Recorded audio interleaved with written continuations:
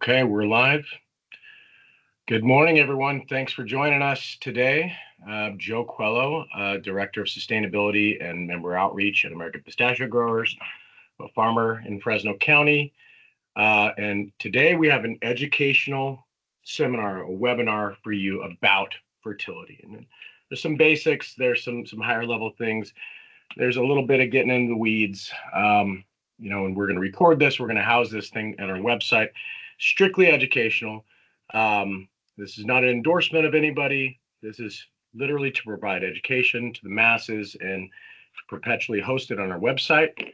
And really happy to have my friend, former chair of the board, current board member, owner of Lark Farms, also owner of one of the owners of Ultra Grow, certified crop advisor, Mr. Rich Kreps with us today. And he's going to give us a nice presentation on fertility. And I have a lot of questions. A lot of us, I see the list of folk that are on this webinar, and I know everybody has some level of expertise, and we all have a little bit of pencil sharpening to do on our own as well. So we want to have you put your Q&A, put questions in the chat, and we can get to those as well. So Rich is going to do a presentation, and then we're going to have a bit of a conversation coming after that.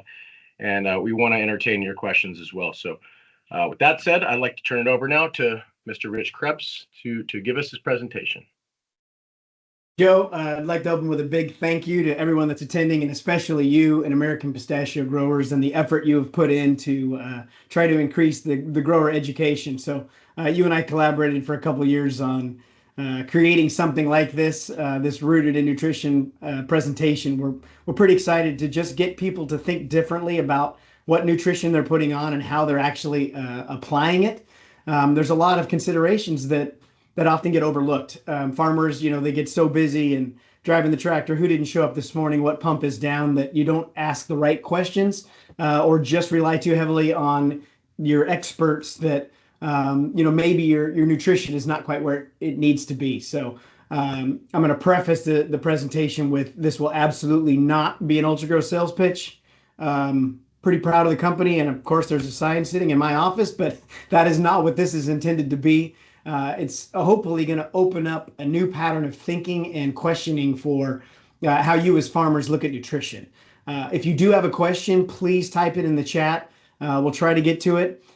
We will hopefully have time to take some questions at the end of the webinar, but we are really hoping to take less than 30 minutes in the actual presentation so that we do have some time for questions afterwards.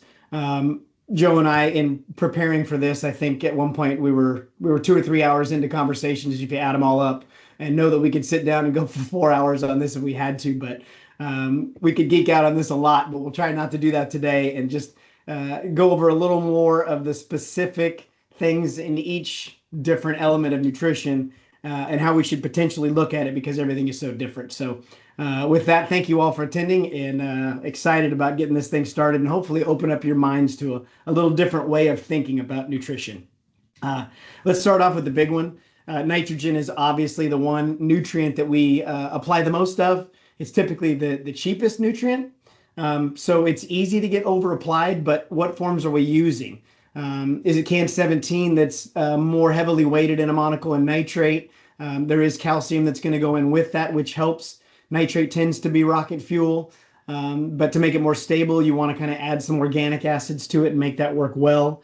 Your ammonical nitrogens, UN32, urea, ammonical nitrate at 32%.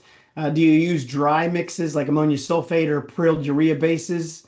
You want to start thinking about how that nitrogen is being applied and what else you're doing to your field. Do you spread compost? You plant a cover crop? Do you sheep off that cover crop so you're going to get some stable animal nitrate and some urine put up back on the field that's going to be a different form of nitrogen? Do you disc that back in, which sometimes can cut some of those feeder roots that are right on top? Do you mow that? We're finding that if we end up mowing a cover crop, we've got a weed mat that's out there now, increasing the carbon to nitrogen ratio. And it also keeps your soils a little bit cooler. So now you can actually get a little more water use efficiency. But it's all going to affect on how your nitrogen is going into your plant and how much you're applying. Be considerate of the fact that nitrate leaches. It's been consistent for most of the farmers for decades to start thinking when we started fertigating and not flooding that we're going to put our nutrition in the last half of the irrigation set. But if you think about a root, as that water is coming down, it hasn't had water in a week.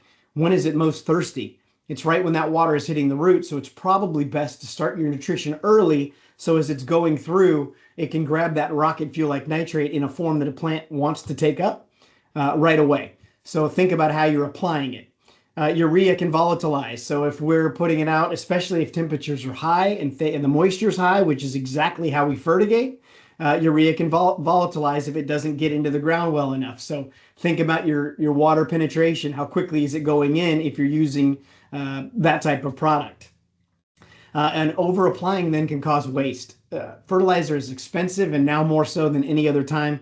Urea or UN32, I think, just went from 400 to upwards of $600 a ton. That's going to increase over $1 per gallon now of the one nutrient we used to apply a lot of because it was cheap. So that expense is real. Can you get away with less this year if you're more efficient in how you're applying it? So think about how it's going in, and then look at your tissue reports last year. When you did your spring tissue reports, if they were coming out well over 4, was that too high then? We know nitrogen and phosphorus start high and then they dip as the season starts to roll along. You've got to start up there, but if it's too high, did it get over applied in post-harvest? Do we need to then back off a little bit? Instead of 10-gallon shots, are they 7? So with nitrogen, think about the fact that I think it was Keith Backman that said, 13 units a week is about what trees can absorb. So if you're talking a 70% use efficiency, maybe you're applying 16, 17 units. Over applying that, you tend to waste a lot. So think about how you're applying something and not just what you're applying. On phosphorus, this is the big one that I love to talk about with my growers all the time because I think it gets overlooked and we don't put out enough. Phosphorus is very hard to get into a plant when it is wet and cold in the spring. Luckily, not even luckily, it could have been very detrimental. We'll see what happens with Golden Hills, but we had that massive warm spell, so we probably got phosphorus in a little bit better. But I like to see phosphorus at about 10% of my nitrogen levels. Not just what's your phosphorus, but is it 10% of N? So if your N level's 4%, your phosphorus is going to be 0.4 if it's balanced. Lots of times we struggle to get it over 0.25 or 0.3. So think about it in terms of how much is being compared to the nitrogen you put out, and you want to get your phosphorus up towards 10% of those nitrogen levels. P is very hard to get into a plant early when we need it the most. And especially if you think about the fact that it ties up very quickly with calcium, that's making tooth enamel, apatite. So if you have a heavy gypsum application in the fall and those berms are still white, we didn't have a ton of rain this year. We had some good heavy ones, but if you have a lot of calcium sitting right in the top of your soil or parts per million above 5,000, and you're trying to get phosphorus through that, as soon as it's hitting calcium, it's locking back up. Smaller shots more often is going to be a much better way to do it. And remember, phosphorus, ATP, adenosine triphosphate. That is key to creating energy in the Krebs cycle. So you've got to get phosphorus right so a plant can do what it's supposed to do in photosynthesis. It's got to have that for energy.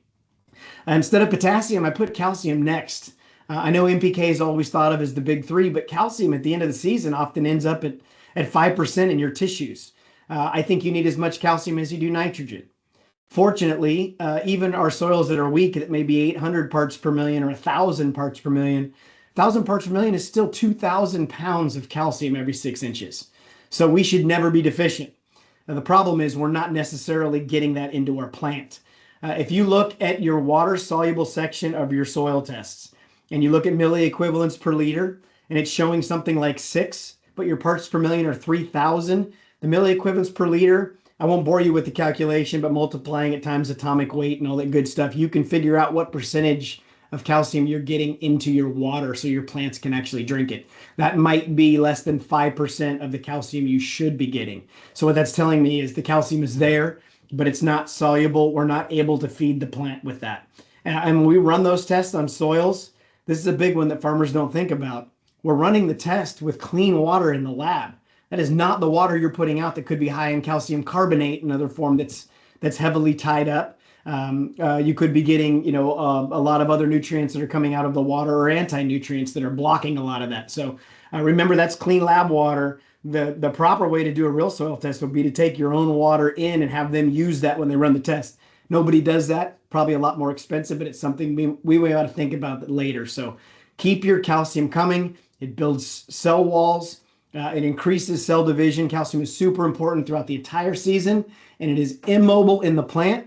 So once it gets where it's going up into the tissue, it's stuck there. It's not going to go from old tissue up into new tissue and handle new growth. You have to have a continual supply of calcium. So make sure you're planning for that throughout the course of the season. Part of the big three, the NPK, I put potassium after that because I think potassium demand on the nutrient demand curves, Patrick Brown has created, Bob Beatty has shared them a ton of times in great presentations on what we need to be looking at for nutrient demand curves. When is the plant requiring that nutrient? When is that demand high? Potassium tends to start quite a bit later than nitrogen and phosphorus and calcium in the season as it keeps ramping up. When do we typically try to amend our soils and put most of the potassium out? It's in the fall in the form of SOP, which is typically 7% soluble. So we're not actually getting a ton of that, and we're putting it out in the fall when the plant doesn't need as much of it. Then the rains come and we leach most of that 7% right through the soil. Potassium is not as leachable as sodium, but it's definitely more leachable than calcium, and certainly that small little magnet of magnesium, you're going to push a lot of it through your root zone, and it's not going to be as efficacious. So think about the sources you're using, whether it's potassium nitrate or KTS or potassium hydroxide. All of these will make a difference. Potassium hydroxide is very basic, so you need to have a proper blend to bring that pH down when you're putting it in. Potassium nitrate can be very hot, as can KTS. Over applying any of those in any specific unit can burn the roots back a little bit, so you end up creating a bigger detriment where you've just reduced your net that's being cast to grab those nutrients. So think about the potassium you're putting out. Muriate of potash, that is potassium chloride. It's cheap, it's very soluble, but if your chlorides are already high, that might not be the best potassium solution that you're putting into your plant. So make sure you know what anion is going in with that potassium when you're applying it, and don't chase something that you don't need, trying to get the one main thing that you do that's also going to be a detriment on your soil. So make sure you're using the right product and then at the right rate, and not just pushing it straight through the root zone before it can be absorbed. Magnesium, another cation like calcium and potassium. Magnesium, to me, this is kind of a central element of a God particle, right? Chlorophyll. Magnesium is the central element of chlorophyll. And the reason I call it a God particle is hemoglobin is the exact same element, but it's replaced iron for magnesium. So humans use the hemoglobin to transfer oxygen. The magnesium and chlorophyll then is what drives photosynthesis. So you've got to get that right. The problem is magnesium is the same charge of calcium. It's a double charge, but it's a teeny little element with this big hydration radius. So it's just a massive magnet we're putting in the soils. And you know that on the west side, if you've walked through high magnesium soils or up in the Sutter Buttes. A guy like me at 5'7", I walk out of those fields at about 5'10" because there's 3 inches of mud on my boots that's stuck to them all. That usually is because of a high magnesium soil. So the mag may be high in the soil, but it's pulling so hard on sticky soil that the roots can't pull hard enough to get it back into the plant. This may be something you want to consider putting on foliarly to make sure your chlorophyll levels are elevated so your photosynthesis then is maximized. Creating those carbohydrates, magnesium is key to that. Think about putting it into a foliar if you're not getting your magnesium levels to where they need to be. And by need to be, I say they need to be about 15% of your nitrogen levels. So use that in comparison when you're looking at your tissues of whether you're getting enough mag in, depending on where it is in the soil. Typically, those calcium mag ratios, calcium magnesium usually add up to about 80% in your soil. 62 on cal, 18 on mag, depending on your CEC. So look at your soil, talk to your crop advisor, and make sure you're getting your ratios right when you're doing your amending, but also you're making some adjustments if you need to on a quick soil applier on a foliar to get the magnesium right. So again, chlorophyll is ramped up. Getting into the micronutrients, we all know zinc and boron are critical to pistachios. Zinc for the growth, absolutely. Boron for pollination. A great way to get boron in, putting some boric acid in a herbicide spray as you're going out and spraying the berms. A lot of that boric acid can then be absorbed Um, don't skimp on your zinc. We know that the pistachios need that heavily. We see when they start to not getting them that we start losing a lot of that new shoot growth. We have very short nodes between the different growth cycles that are coming out. We need to make sure that we get zinc right. But I want you to think about this on amounts. If we're using, say, zinc sulfate, and we're putting it in a mix at a quart per acre, or an EDTA zinc at 9%, 1 quart per acre. So that's a 9% of 1 quart. So you think about whatever your liquid, solution is, and about that much is the zinc you're putting on 150 trees per acre. We don't need a lot to move the needle. We can see that needle move with a lot of our foliar applications. It doesn't take much, but it's something to consider to put in a lot when you're going through with your insecticide rides, your fungicide rides, to make sure you're increasing that zinc level a little bit. My one argument with an EDTA is that ethylene, diamine, tetraacetic acid, EDTAs were created because they were stable to put into a tank mix. EDTA is a very stable molecule, but it's a chelator. And if you think about a crescent wrench locking onto a nut, that's what a chelator does. So it's holding that nutrient. So you can then potentially take it into a plant and release it later. But EDTAs are extremely stable, so you don't necessarily get the release that you would like. So there are a lot of zincs that are complexed with organic acids that to me get into a plant a whole lot better. You can do those tests, sap analysis, you can cover the leaves. I was talking with Carl Gwilliam yesterday about they put plastic over specific leaves and applied some organic acid zinc products. And they saw that absolutely go up into the new shoots, even though they were covered and they were never touched by a foliar. They still rinsed the leaves, but they saw those zinc levels shoot up pretty significantly. Lots of times on tests, when we see zinc levels go up after a foliar, it's still just stuck on the leaf and it doesn't necessarily get in. So I think we're going to get a whole lot better at using sap analysis to see if we've moved the needle quite a bit. Going back to boron, calcium and boron have a love-hate relationship. They like to be together, but if calcium's way too high, your boron's not going in. If your boron's way too high, your calcium's not necessarily going in. So you want to keep a good balance between calcium and boron. Check your levels. Make sure you're over 150 at the end of the season in boron to help with pollination the next season, but keep putting small shots out more often to make your boron work. Sodium tetraborate, that's one of the main products that we use to increase boron, but if your sodium's already high, maybe that's not your best option. Maybe look to use boric acid in a foliar to try to get boron up a little bit higher. So make sure you know, again, what you're putting in with a product to make sure you don't then raise the level of something that doesn't need to be raised at any specific time. Copper and manganese, pistachios still love that. If we're copper deficient, we're going to know very quickly as we get that shepherd's hook. So make sure you got your copper levels right. It doesn't take a whole lot of copper either to raise the needle. And the one thing to consider is copper can get really hot really quickly. So make sure you know what you're putting it in with on a spray so that it doesn't get hot enough where you start to create some sort of burn issue. So be very careful with copper, but it is critical. And manganese is very critical. You see all the time where it will dramatically knock back seed crops. Pistachios were obviously growing seeds. Manganese is critical.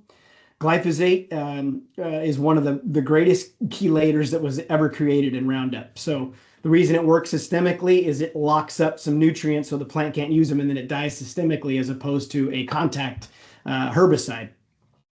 Manganese is one of the main things that glyphosate will block. So when you're having years that start where it's very warm like it was right now, weed pressure goes high, you have to spray more than you would have with more glyphosate or glufosinate. Manganese can get locked up very quickly. So make sure you're watching those levels and add some manganese into some foliar sprays, or again, with some good organic acids if you're putting it into the ground. Yeast fermented products also work really well to get micronutrients into the ground. So if you're chasing those nutrients on those early tissues, make sure you're applying it with the right thing so that we get a little bit more efficacy out of that. 3 legs of the stool, you've got to get your NPK right, your carbon, hydrogen, and oxygen has to be right, but your biology in your soil also has to be right. Joe has done a tremendous amount of work with Carly on the Healthy Soils program, trying to get our farmers some money to make our soils that much more healthy, increasing carbon to nitrogen ratios where it needs to be elevated. Think of biology as the cooks in the kitchen, right? So you've got a pantry full of goods, all of your nutrients, but biology is what puts those together into a recipe of something that the plants want to eat. I think it's a great analogy. Dr. Sadhu years ago at Fresno State came up with that analogy. I've used it often in some of these presentations, and it kind of turns that light on for people upstairs to say, wait a minute, this makes a whole lot of sense. And if you think about biology in the human gut, if your gut is very active and actually healthy, you have 5 pounds of biology in the human biome in the gut. So that's as big as any organ like the liver of just biology. Now think about your soils at 2 million pounds per 6 inches. Biology is critical. And penicillin came from biology, right? So your induced systemic resistance, systemically acquired resistance, the ISR and the SAR, all of that is driven by different metabolites and exudates from biology that help a plant handle stress and fight off pathogens. Biology is key to that. Phytophthora, wilts, bot, a lot of that can be controlled with biology, or certainly helps quite a bit. There are strains of bacillus that they won't kill a nematode, but they'll eat nematode eggs. So it's a great biocontrol for heavy nematodes in the ground. So a lot of biology works that way. And when you get the good stuff overpowering all the bad stuff, it tends to keep it at bay. And there's also resistance created by some of the good biology that will just push that off. It creates exudates where the bad stuff doesn't want to grow into that. So we want that around our root zone in the rhizosphere to make sure that's doing the right thing for the soil to make the plants fight off some of those infections. Different films that biology, whether it's macro or micro, secondary metabolites, things that they're exudating, they tend to bind soils together and create better conglomerations. So when your soil ends up binding up properly and getting into more bigger chunks and stuff that's just beat up by over-tilling, you get better water penetration. And biology is also, when it is respiring, is creating CO2. Carbon dioxide gas in the soil, that's creating more pore space, so you get better water infiltration. When CO2 hits water, it turns into carbonic acid. So now in the rhizosphere, in those very small little areas right around all of the roots, we can control our pH a little bit better. And the plants and the biology, they do their little communication with each other so that specific exudates, the plant's putting out more because it likes the specific biology that's building colonies around it. So a lot more science is going into figuring that out, but we're finding more and more how important that is in creating soil stability and then healthier soils, so our trees end up jumping themselves back up into optimal production. So herbicides will knock them down, fungicides will knock them down, pesticides will knock them down. So re-inoculate your biology, whether you're putting out yeast propagules that will then turn into active yeast, or you're putting out active biology, or even compost teas that biology has already reacted with, and you're putting out those metabolites and exudates. That's going to make a big difference in your soil to make it heavier. So make sure you're paying attention to that to keep those soils healthy. A little bit more on bio. We talked a little bit about chelators, the crescent wrench. Complexers are also a big deal, right? So a lot of organic acids are great complexers. And I like to think of the chelator being that crescent wrench, but a complexer, being a couple walking down the street that are holding the kids by the hand. So you let go and those kids can run away pretty freely. So carbon is kind of going to be that carrier that then allows those micronutrients to skip off a little easier and be taken into the plant. And they'll also go in with organic acids into the plant. So again, that biology is off-gassing CO2. That's a big thing. As it's coming up through the soil, think about your leaves and where all those stomata are underneath the leaves, where they can breathe that CO2 again. They're getting it from the atmosphere. It's also coming up off the soil. Another one of those good divine protocols that was put into place that makes sense when you look at it and say somebody was pretty smart when they put all this together. So it helps with the rhizosphere acidification. Of course, that the symbiotic relationship with root exudates. And also think of biology being really good at helping with gene upregulation, turning specific genes on and off so a plant can do a little bit more of what it needs to do to be healthy. Carbon is a big one here. And the little caveat that comes from being a crop advisor and a sustainability specialist, I fight so hard to make sure that my farmers get 17 nutrients right, but that's really not the big picture.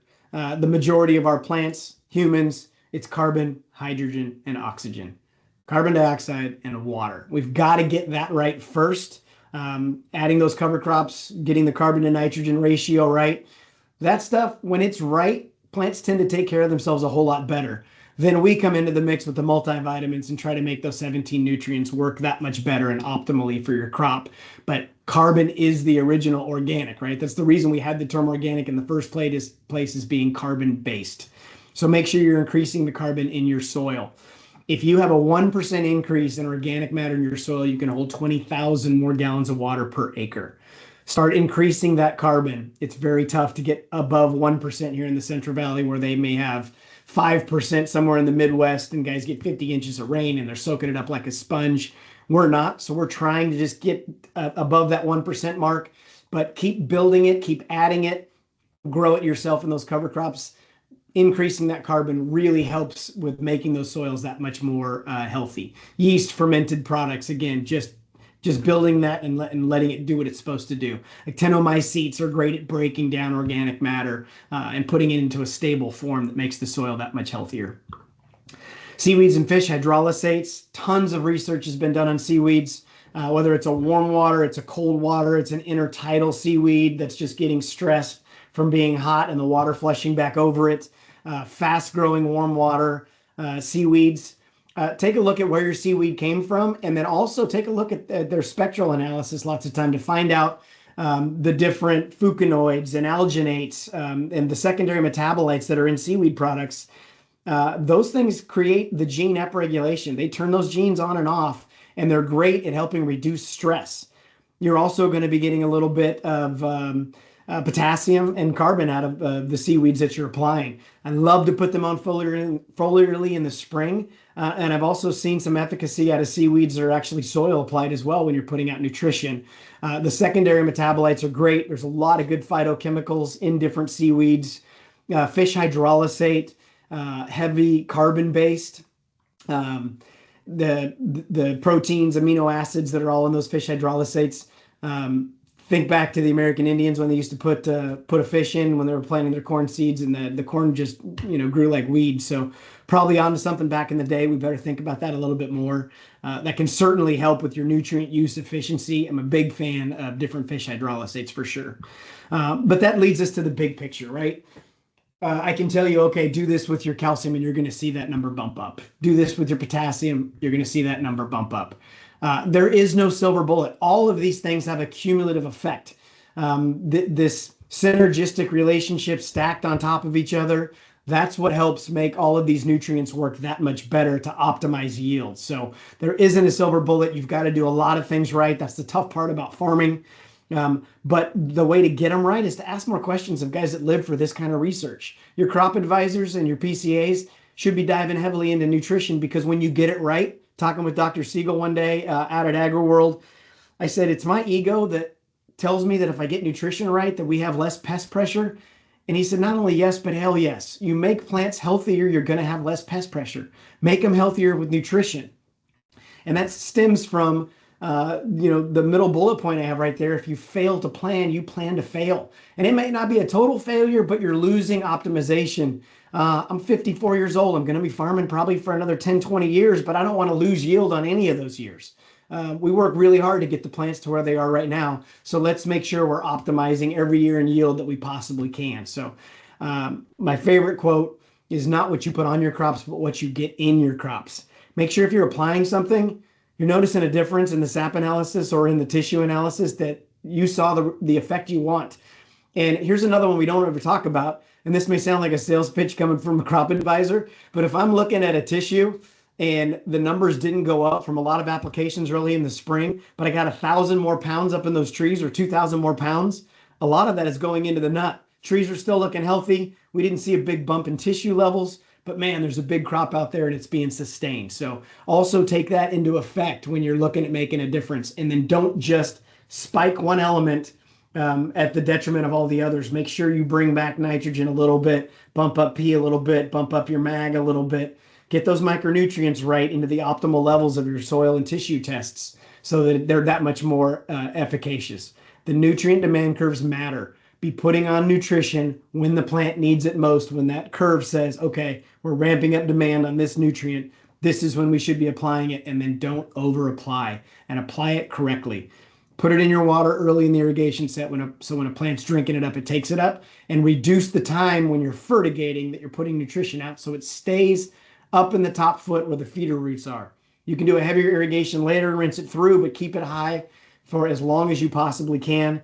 Can be really tough on surface water deliveries. If you've got multiple blocks and you're getting the surface water, maybe you can split those blocks at 6-hour increments and run it around your field. I know it can be a nightmare, but you can optimize yield while reducing your inputs and keeping that cost down.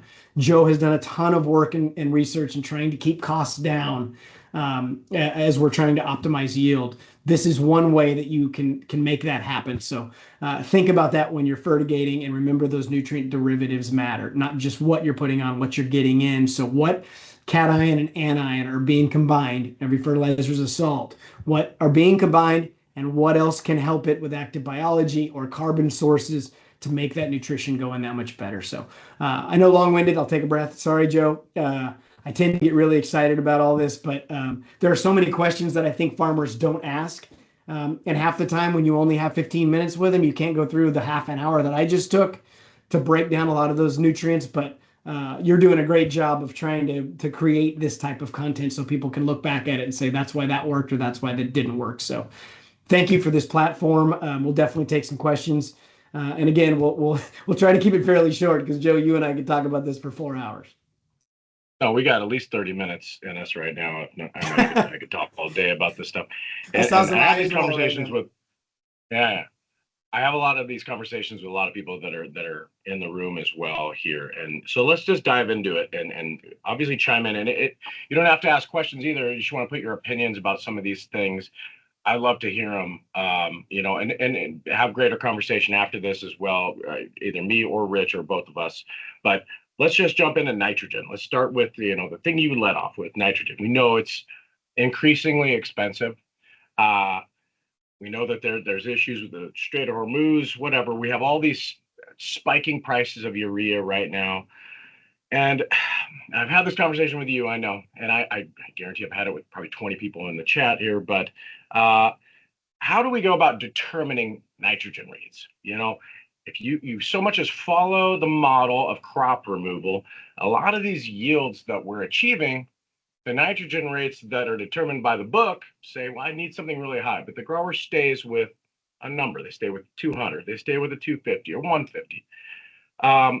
So firstly, when you go in and you make a suggestion, you make a recommendation on nitrogen rate of application for, say, a mature crop of 3,000 pounds pistachio, how do you go about determining the rates? And then what exactly, what can we measure to consider the efficiency of what we're doing? And I'll have a follow-up to that. So you look at the typical numbers and say, I'm going to multiply, 27 times 1,000 pounds of removal rate. And you do your math and say, all right, here we go, 5,000 pound crop. But the actual average, I think, hovers around 3,000 pounds for pistachios when you take the highs and lows every year. So same kind of math with almonds, but obviously that's a higher number. I'm trying to do my own experiments, and it might be to the detriment of the actual money that I'm making at this point, but my Madera block is rolling hills in a white area. And I've never put out more than 60 units of nitrogen, but my tissue levels are always just fine. So when I hear 200s, I question, do we really need that much? But if you're very sandy and you keep just rinsing these massive blocks through it, it's probably just taking out small amounts at a time. Going back to the Keith Backman calculation that I was talking about earlier, 13 units per week that an orchard can take up. And I really wish I knew if that was pistachios or almonds. But so at a 70% use efficiency, if you're putting out 17, let's just say 15 units, and you did it every week, for 6 or 7 weeks, you backed off a little bit to save some for nut fill. Are we getting up to 150 or 200? I understand the calculation of removal rates. And the argument I've always had with nitrogen, and I love to have these conversations with the people at the universities. The atmosphere is 78% nitrogen. So when we're breathing in, the stomata's open and we're breathing in gas, we're taking in everything, right? CO2 and oxygen and nitrogen and all that. So everyone says, well, it's not efficient like a legume. Peas, beans, at creating these nodules that have a lot of stable nitrogen in the ground. But can you really tell me that it doesn't use a little bit if it needs it at a specific time of that 78%? especially if all the other nutrients are right in a plant.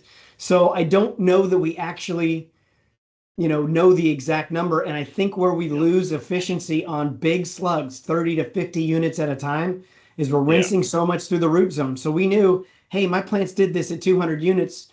If we changed our fertigation set, could we have done that with 150 units or 120 units?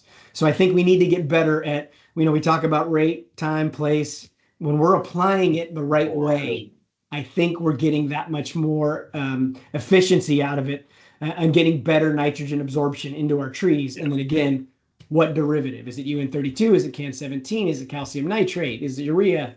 What are we putting out to make that work? Yeah, I definitely agree that the method of application and the constant dosing is better than coming in once a month and putting on, a massive slug, because they can only take up so much. And depending on the soil physics, you can certainly leach some of that, at least the nitrate portion of those things. I guess Hey, the let me big throw beef one. that I have with the way, sorry, go ahead, Rich. Well, the one caveat I have too, and when I tell people, I've only used 60 units ever in my 11th leaf pistachios, but I do have a continuous fertigation system. So the longest irrigation set I've ever run in 100 degrees was 14 hours one time because I forgot to shut it off at 12. Typically, when I start the season, they're 3-hour sets, but it's at night. I have a continuous fertigation. I'm just dosing small amounts, like you just said, Yeah. and I'll run 6 hours a night, 7 days a week when it's really hot. So I'm not running a 48-hour set. I'm running 42 hours. I save on energy. I'm doing it at night when energy is cheaper, but I'm also then fertigating continually. So when the water's rinsing across those roots, Right. not everyone can do that. I get it, but I think that makes it way more efficacious. Yep, yep. And it's interesting conversations with May and others from UC, like in their outreach, and I've definitely turned up these same conversations that you know getting a grower to just apply once a week is actually often a rarity. So we're getting down to the point that we can have a little more automation, a little more freedom, and ease of application, I think, is a good thing. The thing about the rates that through my own experience that doesn't add up in terms of what we've all been educated on in terms of the removal rates. What came through, the experience came through organic farming of pistachios, and a different experience in almonds. But in pistachios, as we made transitions in my past life from conventional to organic, you got to switch everything over. And you're getting conventional pricing for 3 years during the conversion. And so as to not sink the ship on the spend, we're trying to match dollars, instead of matching units. And the whole idea of matching units on organic can be completely crippling, especially if there's not a great premium on the organic product. So if you're putting 250 pounds of organic nitrogen units, that's going to be extremely expensive. So to not do that, a lot of cases I found myself somewhere at like 50 pounds. And we're still producing massive crops with that. And the tissues are still off the charts. And the models that we use to calculate things, when you do your INMPs and nitrogen management plans and things like that, it certainly is suggestive of the need for a higher rate. And you put in your application totals from your fertilizer, what is in your water nitrate, what is your soil nitrate, nitrogen. It's like, where does the rest of it come from? I don't feel like that we're really taking into account any sort of microbial necromass that technically is pulling some of that air and is going to be Sure. nutrient rich in and of itself. And I feel like that's just a really antiquated measure. And I will just say, sidebar, that through our soil health deep dive studies and a new one as well that we're becoming a co-PI on, we will be looking at nitrogen rates of application as a function of soil health, as a function of carbon to nitrogen, as a function of OM and all these different things. So we are looking at that. But, and so the same thing I could say in part on potassium, but potassium we can also measure in the soil in terms of ppm and base saturation percent and what's in your soil water. It also expensive, prices going up. And I have a question about potassium, and this is a conversation I've had many times, but There is a removal model for potassium as well, right? It's like 29 pounds or something like that. So and you calculate your efficiencies. So when we talk about liquid versus dry, there's a definitely an efficiency conversion on calcium when you're talking about gypsum at the very least. How do you calculate your potassium need when you're using a strictly liquid versus a dry MOP, SOP, something like that? So a lot of it, I base, of course, off tissues and then prior yields, prior years, looking at analysis to say where was I when I put this out. When you look at soils and you have 200 parts per million potassium, so that's 400 pounds every 6 inches, right? So more than we need throughout the course of the season. So we're always worried on removal rates. At some point, we're going to deplete this. But think about the orchards that are now on ground that was row crops for decades, that was never depleted in potassium. But that number, when you rinse acetate across your soil and you're taking a measure of that parts per million, that's not your total load of potassium. That is what came off with that acetate rinse. And what it was designed to do, the acetate rinse, was determine what the amount of potassium that was going to come off and be available in 1 year. So, I can't remember if it was Joe Mullenex's and L Labs that was telling me that, but rinsing with acetate was supposed to say that's the most available potassium at the edge of the clay that now falls off. So a plant's got a good chance of grabbing that in the course of a season.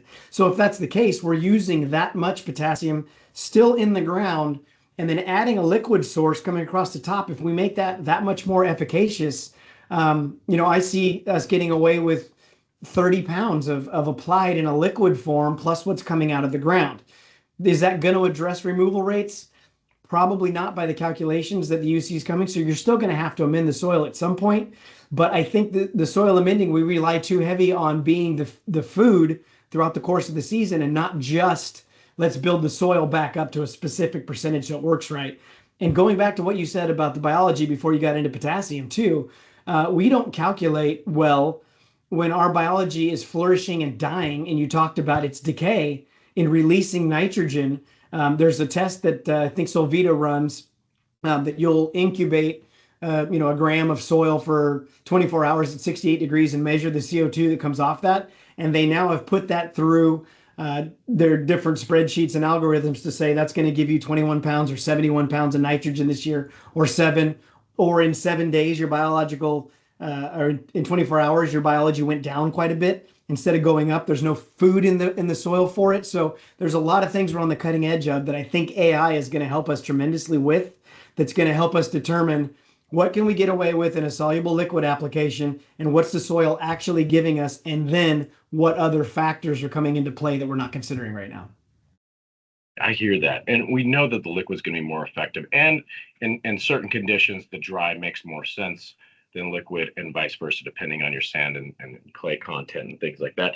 And it comes down to people planning a budget too. And you got to be prepared for these things. And Right. and sometimes you might not want to front load your budget by putting a bunch of stuff, SOP on a band, and the top of the soil, and just hoping that it gets to your root zone when you're on a clay and it's just getting jammed between lattice layers and things like that. So always got to count the dollars and cents here, but it's a difficult conversation at times, because there are growers that want to apply liquid potassium and match unit numbers, and then they're spending hundreds and hundreds of dollars to try to get where they were on the dry. So I think we need to get to the bottom of exactly how much under certain situations, and some of these application metrics are being explored through our soil health deep dive as well. So I want to move on to phosphorus.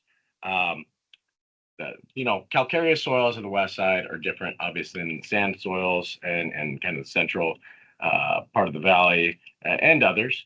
The calcium saturation parts per million, definitely are different depending on the soil type. The higher clay has more, and we always talk about tie up, so, and P is really expensive too. Anybody, there's many blends of 721Os, people putting straight 1034O, 217, 17s, 41010s, things like that are expensive per unit. and I could not bat an eye, but and spend 50 plus bucks an acre or more, depending on the grower. And I could count on a lot of that tying up. So tell me about what you do, what your considerations that you make to prevent tie up, and what considerations do you make prior to a recommendation in terms of forms of pea and soil types? So for 40 years, we've been doing exactly what you've been talking about and trying to make the rest of the industry catch up and say, look, healthy soils matter, right? Pseudomonas, actinomycetes, they start to eat up that phosphorus, but don't over apply it at any given time because it's going to grab calcium. So if you're doing one irrigation set a week or one every 2 weeks and you're throwing out this pea, it won't flow very far through your soil because it's not that mobile in soil, which is great. But that means when things dry down after you just fed your plant and it's sitting there in what? A complete stew of calcium. So it's just creating that tooth enamel again and locking itself back up. You need soil biology to eat that back down again, and you need acids to work on it, which soil biology will produce acids. Root exudates are going to put out acids like citric and gluconic and malic and lactobionic and all this kind of stuff. The system works really well when you get it right if you make your soil healthy. But I know pea's expensive. We use a white ortho grade, pharmaceutical grade phosphorus to get more into a plant at a time. You can get an orthophos that's green, but it's also going to have some heavy metals in it. So what does that bring with it? And then you get polyphosphates, which are fantastic in June because they'll break down in 4 or 5 days when it's 100 degrees. They don't do that when it's cold in the spring and your soil temps are still, in the 50s. So be cognizant of what you're doing at what time. When we're trying to get things in early and get it up in the plant and raise those levels, use an orthophos and then cleaner if you can. If it doesn't fit into the budget, fine, buying something cheaper, but then make sure you've got some sort of acid to work on at the time. You've got biology that's going in with it. And in shorter sets, continual rinses, not just one big slug, or like you said, it is going to tie up. So you put out an expensive product and you lost it. It's way more expensive than putting out $100 too much of something that went into your plant and your yield went up by 100 pounds at $2.50 a pound. Winner. So, think about it that way of get it into your plant. You didn't just apply it, but you applied it correctly. Hey, I want to say one sidebar too here that we do intend to apply for CCA nutrient management credit for this. So we just got to put this together without that in place yet. And it's a little more of a process. So we are going to get everybody's contact on this to make sure anyone that is a CCA that needs the hours, we'll send you a link so you can get it afterwards. But you got some thumbs up on that one. Cool. Yeah. And it should be, and it'll be housed there permanently as well, so people can get it. So phosphorus obviously does not play well with calcium. And you zinc. Mentioned calcium in your talk. And it's the most ubiquitous soil amendment that we use, whether it's lime or gypsum or whatever. So one of the things I'm thinking about constantly, because it's a soil amendment that I build into my compost, and I kind of a standard approach, but then I variable rate the thing around around the calcium numbers. How do you determine soil application rates when you're non-amendment? So what rate of application, whether it's liquid or dry, do you do for optimizing your spend, but total calcium if it's a liquid application or foliar application? But let's stick with soil rates. How do you determine it when it's a non-amendment application? Gypsum's not enough in a lot of cases. Yeah, so what I typically do then, we talked about the milliequivalents per liter. So if I look at that compared to my parts per million and know how much of a percentage I'm getting out of that, and I say there's 2,000 pounds in that 6 inches and I'm getting 6% of that, all right, well, there's 120 pounds there that's going to make a difference.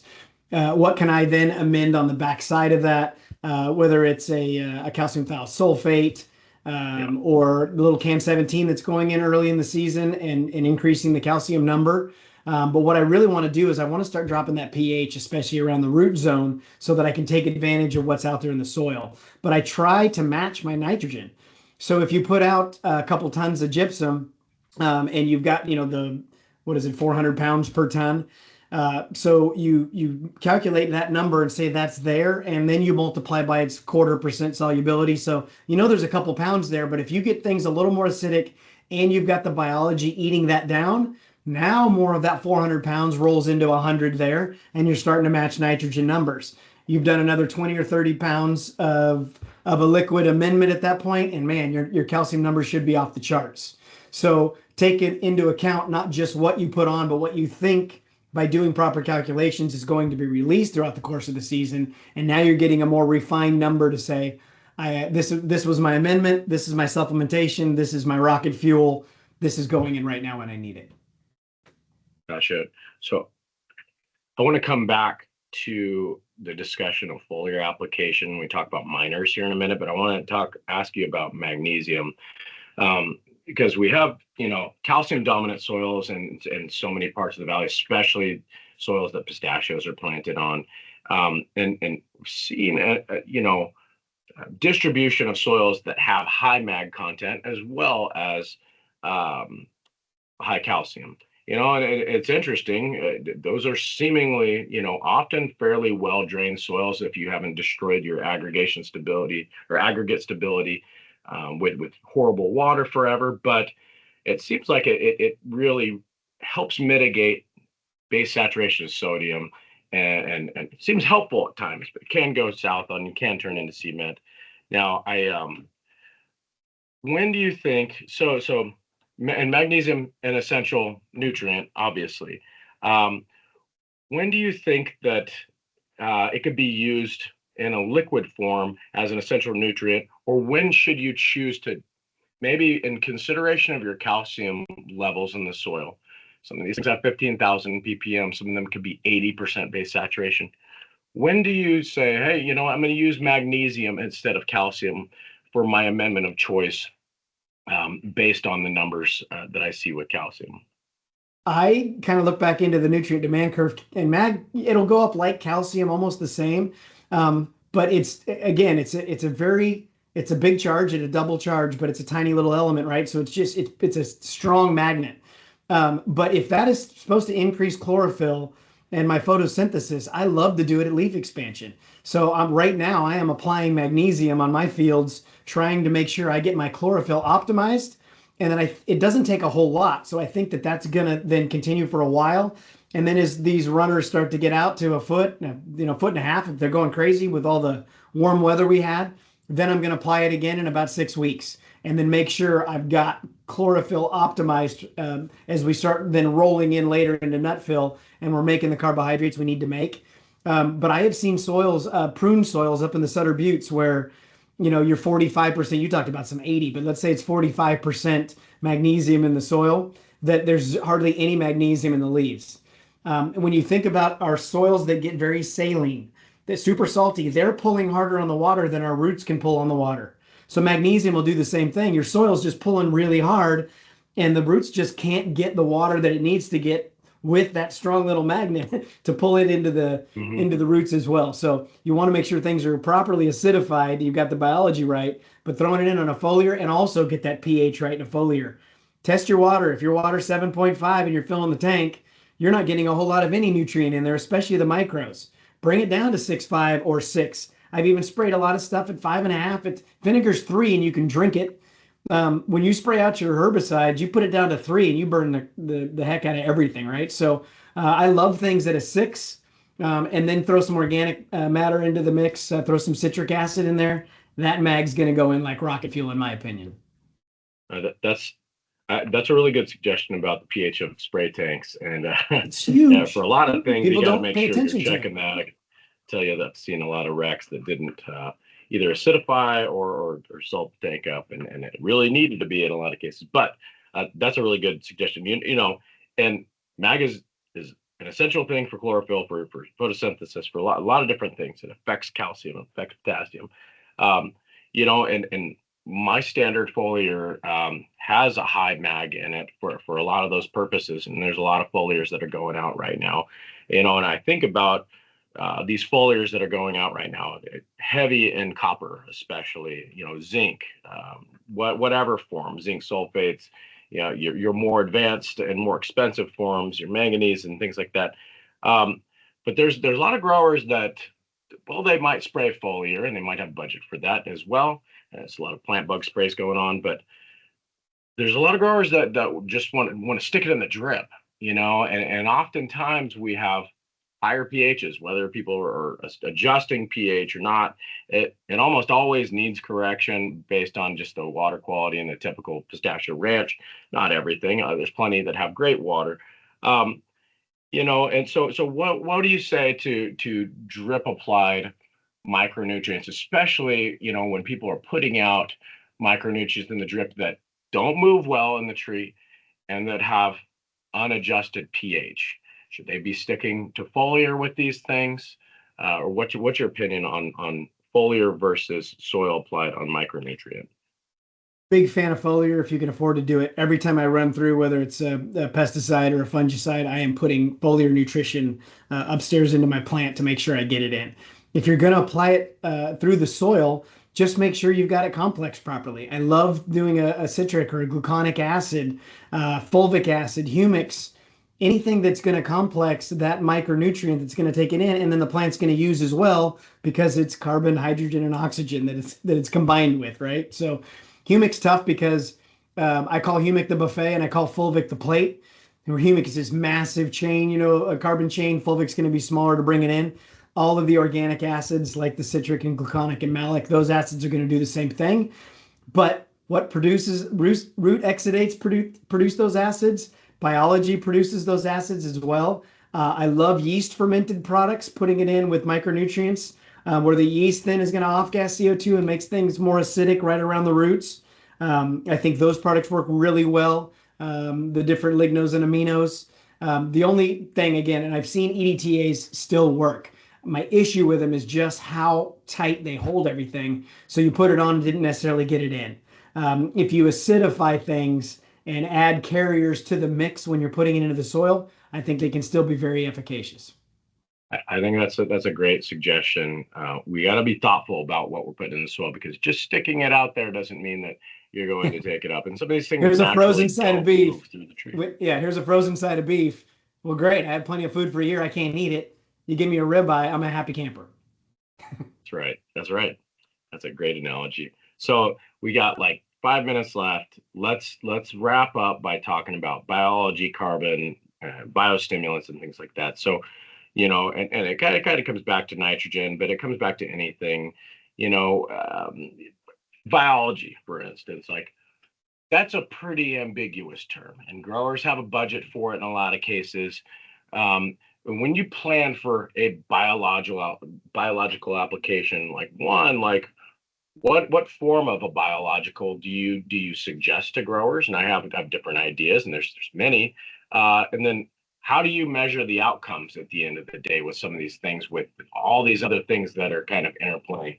It's a difficult thing to understand, but and perhaps we don't have the best tools to measure these. But how do you go about it as a crop advisor right now?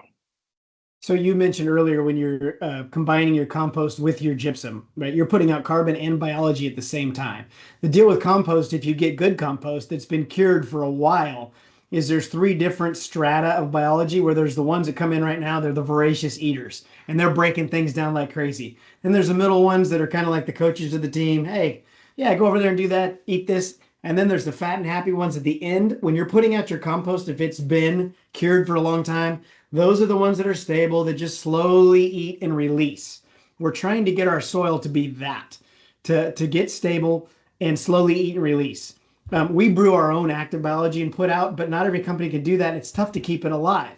So if you know you've got biology in your field, which everyone does, and there's yeast blowing through the air all the time that can propagate a field, in addition to all the other the ligno break down substances that are going out there and eating things up. You can put out food for that biology in the form of your organic acids, like we talked about, that are going to be stabilizers. There's plant extracts that'll go out as well. That is food for the biology. So what's out there actually then blooms, and you're hoping that the good stuff's going to take over for the bad stuff to make things that much more efficacious. Compost teas, they've gone through the process, but now those secondary metabolites are going out into the soil at the same time, making things healthy. Mycorrhizae, I mean, that exists in soil. There were so many companies that tried to put that out. Here's a bag of dust. Throw this out, and it's going to propagate your field with mycorrhizae. Mm-hmm. Lots of times we'd come back and never see that in the field because it was grabbed out of Sequoia Park and ground up. That's not a native mycorrhizae to your field. Your mycorrhizae is out there. Cover crops and then putting out food sources for the biology that's already out there will then make all of these things, the Actinomycetes and Pseudomonas and Bacillus and mycorrhizae, start to do their thing. The yeasts start to ferment, and your soil then goes through this massive process of one, getting healthier, and also making the nutrition you've already paid for in your field more efficacious now, and the roots can grab it, whether they're growing into it or it's diffusion or mass flow. Things become more available, they work a lot easier, and the roots can actually get to them. That's a very comprehensive answer. I appreciate that because you covered a lot of. Well, there's more to it when you and I have another 4 hours. Oh yeah, that could be a dissertation and do it in and of itself. But last question, and we'll wrap this up. We talk about all these things: biology, carbon, biostimulants, nutrient management. We still, our primary pain point for so many growers is water management. And you mentioned the statistics around, a percent of organic matter increase can equal 20, 25,000 gallons per acre foot of water. That's an important thing. So how do you go about maintaining a healthy soil with nutrient management, with biology, carbon, biostimulants, stress reduction? We measure stress now when we measure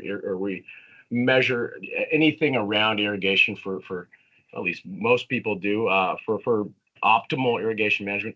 How do you bring this all together, farm for healthy soils, but be cognizant of your water management simultaneously? Saturation percentage. You want to make sure there's a constant flow of water being rinsed over the soils. It is not easy to do that when you have surface water deliveries that you have to order. If you have the ability to use a continuous fertigation system or an irrigation management system that you can turn on at specific times, I do it from my phone. The amount of money that I save by only running at night and then multiple times throughout the course of the week of rinsing through. I also see that deep water that always, subs back up. And then by July 4th, Guy Brodigan and I had this discussion in the field one day that by July 4th, there isn't water anywhere on the planet in this area of the world that it's been dried up in the soil. So when you're constantly rinsing through, you keep a lot of that deep water from subbing up too quickly, and it lasts you longer throughout the course of the season.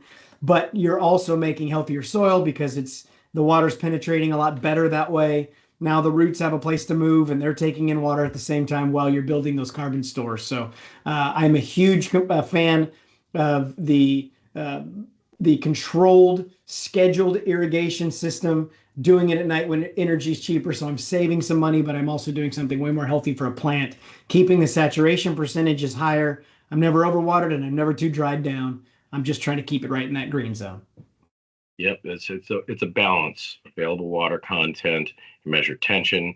We got to take all these analytics into account, and a healthier soil is going to help us mitigate stress. It's going to hold water, and ultimately, if we could build a healthier soil as a function of what we're doing, fertility wise, soil amendment wise, we could be better on that end too. And we all know that that's really one of the most important things and the biggest battles that we're fighting right now. So I think that's a great place for us to stop. And this will not be the last time that we do this. I think we could probably go and do a specialty talk on just one or another of the tidbits that we dug into here. But we will have everybody's contacts and make sure you guys can reach back out to us. But we really appreciate everybody taking the time to join us on this thing. We hope you learned something. We will reach back out with the CCA hours and things like that. And look forward to the next one. And if you have suggestions of anything that you do want covered specifically, it does not have to be nutrient management. It could be IPM, it could be biomass, a million other things. Please let us know. And this part of our mission here is to provide education to you growers, and we can all share in the learning experience, follow along with what we're doing on our soil health work, determining nitrogen rates, seeing understanding the underpinning economics of conservation management practices. We're applying this to the healthy soils again. Hopefully you guys can get some applications in on all that, if we get it, God willing. But I wish everybody the best of luck in spring, and I hope everybody makes a lot of money this year, and everybody has the best of luck. And thank you so much to Rich for a great presentation. It's always really fun to talk, but to do it publicly like this is even better. Yes, Daryl, the video will be hosted, and I think Ultra Grow will have a copy too. We'll get it to you one way or the other, whether we send you a link or we'll send the deal straight to you. But really appreciate everybody. Hope you have a great week, and best of luck to everyone. Rich, you want to close out too? Yeah, Joe, I just can't thank you enough. Really appreciate this platform, and I think there's going to be a whole lot more to come. I know you're working on it to get a whole lot of experts to come on here and impart their knowledge to farmers. So, God bless you, farmers, and here's to a great 2026. Thanks to American Pistachio Growers. Cheers, everybody. Thank you so much.